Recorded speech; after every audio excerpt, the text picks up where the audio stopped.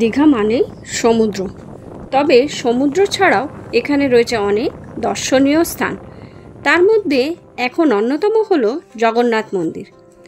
দীঘা শিব মন্দির থেকে মাত্র 2 কিলোমিটার দূরে অমরাবতী পার্কের কাছে গড়ে উঠেছে পশ্চিমবঙ্গের এই নতুন মন্দিরটি।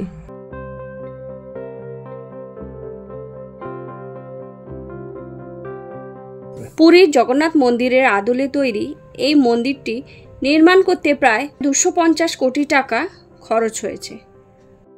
পুরীর মন্দিরের সাথে অনেকেই একে তুলনায় টানেন বটে, তবে সেটা ঠিক নয়। এই মন্দিরটি তার নিজস্ব সৌন্দর্যে অনন্য। এখানে পূজিত হন জগন্নাথ, বলরাম ও সুভদ্রা। মন্দির সম্পর্কে আরও কিছু জানানোর আগে জানাই এখানে আসার উপায়। কলকাতা থেকে ট্রেন, বাস বা নিজস্ব গাড়ি নিয়ে চলে আসুন এখানে। দীঘার মূল শহর থেকে টোটো বা অটো নিলেই পৌঁছে যাবেন এই মন্দিরে। মনে করলে একদিনেই ফিরে যেতে পারেন, আবার চাইলে একদিন থেকে সমুদ্রে স্নান সেরে কাছে পিঠে উদয়পুর, মন্দারমণি, তাজপুর, তালসারি, শঙ্করপুর দেখেও ফিরে যেতে পারেন। অজস্র হোটেলের মধ্যে থেকে আপনার বাজেট অনুযায়ী একটা বেছে নিয়ে এখানে একদিন থেকে যান। এখানে এলে এই সি বিচের রাস্তাটা অবশ্যই একবার ঘুরে দেখে যাবেন। এই রাস্তাটা ধরেই পৌঁছাতে পারবেন মন্দারমণি ও তাজপুর।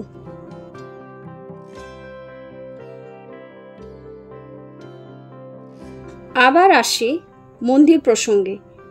এই মন্দিরে ঢুকতে হলে খালি পায়ে ঢুকতে হবে, পুরীর মন্দিরের মতন। ভেতরে ঢুকলেই মন ভরে যায়। এখানে দিনে 2 বার আরতি হয়, সকাল 6টা ও সন্ধ্যে 7টা। মন্দিরে প্রসাদ হয় 3 রকমের: মহাপ্রসাদ, লাড্ডু ও খিচুড়ি। পুজো দিতে চাইলে তাও দিতে পারেন।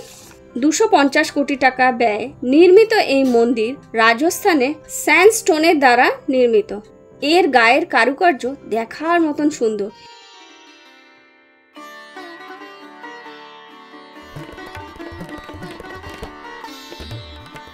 এই স্তম্ভগুলোকে দেখেছেন? রাতের আলোয় এগুলোকে অসাধারণ সুন্দর দেখায়।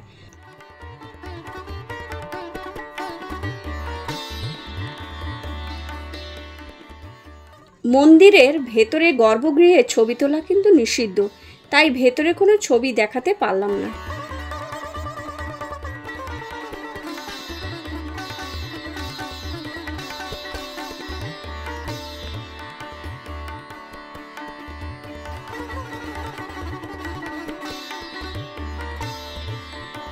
মন্দির থেকে বেরিয়ে 5 মিনিট হাঁটলেই সমুদ্র, অর্থাৎ সকালে মন্দির দর্শন ও বিকেলে সমুদ্র, একসাথে ধর্মীয় আর প্রকৃতির স্বাদ নেওয়া। তাই দীঘায় গেলে সমুদ্র ভ্রমণের পাশাপাশি একবার অবশ্যই ঘুরে আসবেন এই মন্দিরটি। এবার কিছু দরকারি টিপস দিই।